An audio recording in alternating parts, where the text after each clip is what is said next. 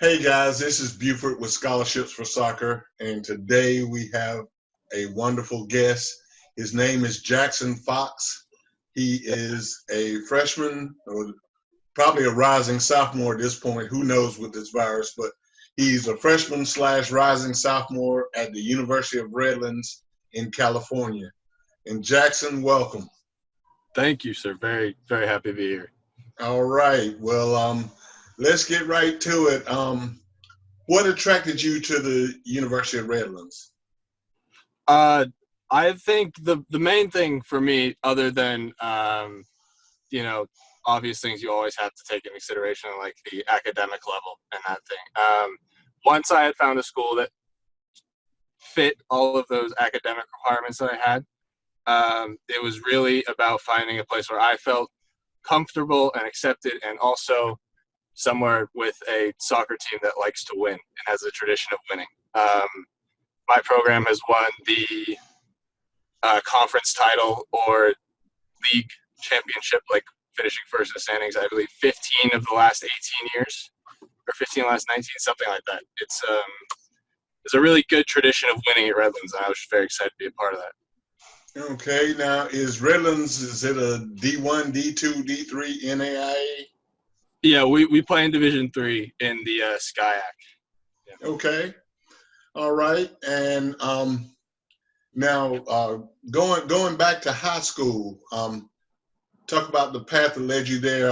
Did you play club ball, high school ball? Yeah, so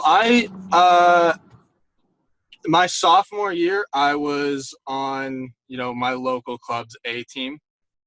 And then I switched to a new club that started in the area. It was a chapter of Pateadores, which I'm sure a lot of people are probably Yes, familiar I've heard of. Yes. So I started playing for them up in Seattle. And then actually last year, my senior year in the spring, I went down and played with them at their development academy.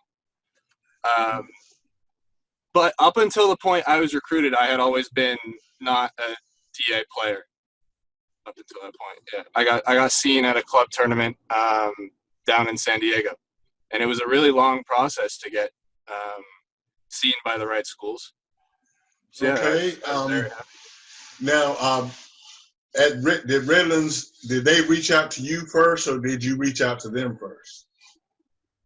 Yeah, what I found is you definitely always have to reach out first. I think that's something that's become very clear to me. Like, if you have somewhere you want to play, you have to put in the initiative, or it's not going to happen. So I had emailed them and started actually texting with the coach before he had even seen me play, and I think that was a really big factor in getting a spot on the team. Yeah. Okay. Now, you mentioned that your senior year, you went and changed clubs and played DA. Do you think you would have got to Redlands if you didn't make that switch?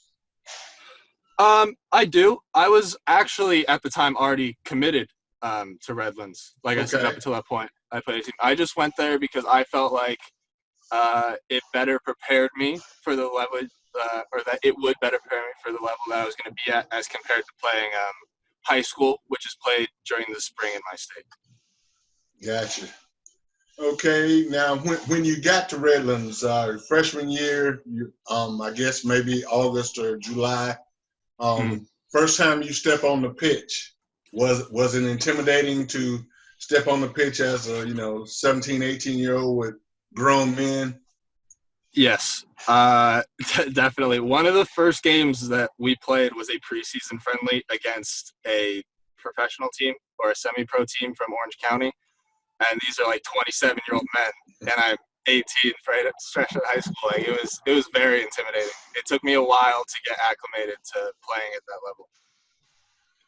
Okay. Let's talk a little bit about campus life. This is your first year. You're at a D3 school.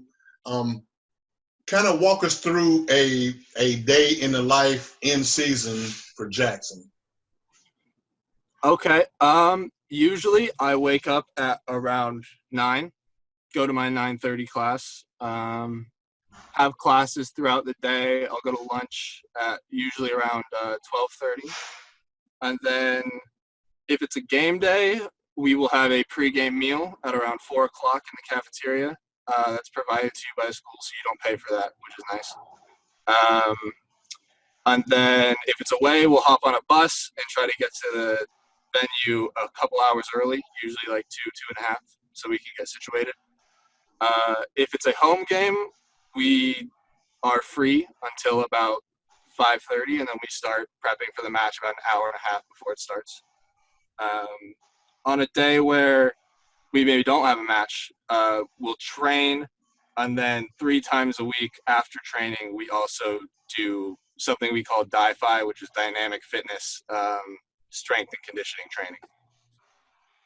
Okay. So that gives us a good idea. Now, you mentioned that your away games, you go on the bus. Typically, how far do you guys have to go to play? Our conference is actually, it's one of the things I like about it the most is the travel is very minimal, and it allows you to really focus on other aspects of your life. Like the farthest we really travel for a conference game is about 2 hours. And compare that to most of the other conferences in the nation, and that's much smaller, especially on the West Coast. So that's been a big advantage. The one we did have, obviously, some longer trips. Like we went to Santa Cruz, and that was about an 8-hour bus ride, so that was pretty rough. All right. Do you have games during the week? Yeah, so we play Wednesday, Saturday every week. Okay, and so on the away game, obviously, you miss some class time. Tell me how the coach handles it if you have to miss practice for class or what have you. Well, one of the great things about I think D3 in general, and it might just be specific to my school.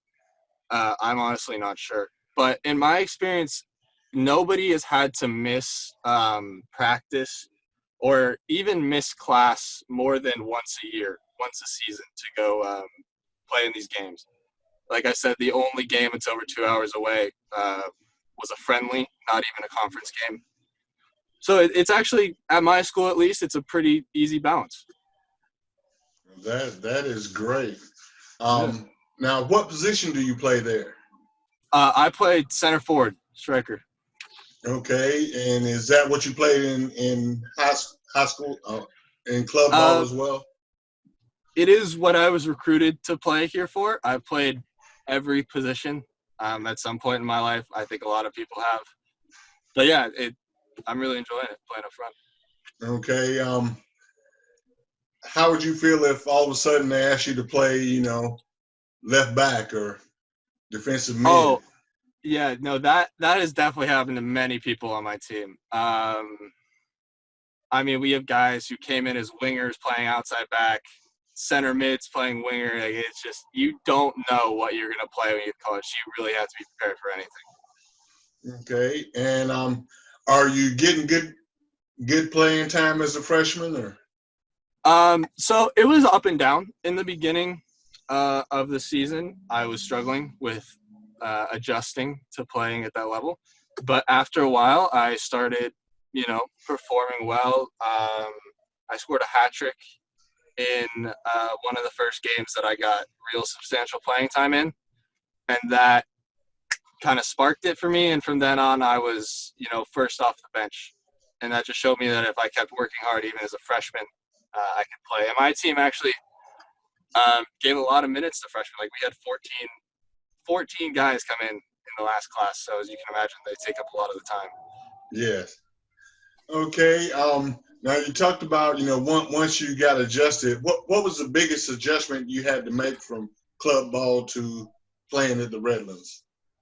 Definitely speed of play. Even playing the development academy, it's still not the same level. You really got to be prepared. You're playing against guys who are 4 years older than you, sometimes 5. I have a guy on my team who's like 23, and I came in as an 18-year-old. You just really got to be ready for a completely different pace. Okay. How about fitness level? Was there a big jump from fitness level from DA to college? I can't speak for every school, but I know at mine, our coach takes fitness very seriously. Um, Preseason is very tough. It was probably the most grueling physical experience of my life. Um, and honestly, nothing could have prepared me for how hard I had to work when I came to school. All the freshmen were shocked by what you had to do.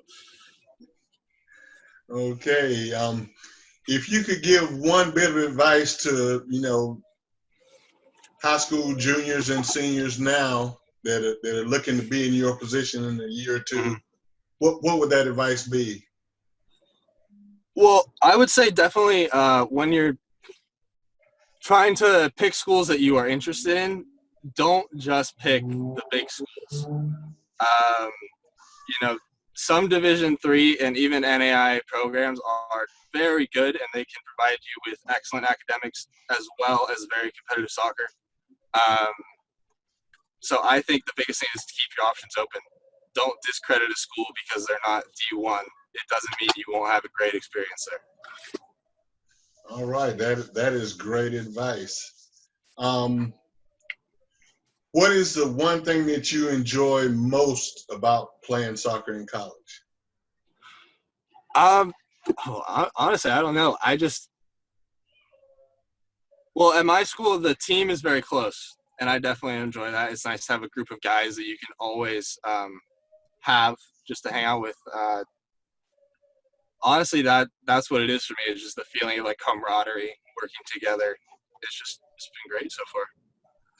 All right. Well, Jackson, I know you got things to do. You probably got to get your workout in, and That's right. we really appreciate you being here. You've given a lot of great advice to high school juniors and seniors coming up, and I wish you well in your career. And I just have one request: in a couple of years, if we ask to talk to you, don't get too big for the little people. Come back and talk to us. Of course. All right, Jackson. Well, we certainly appreciate it, and you have a good one, and good luck to you in the rest of your career. Thank you. Thanks for having me. It was nice talking to you. Bye-bye. Bye-bye. Very nice.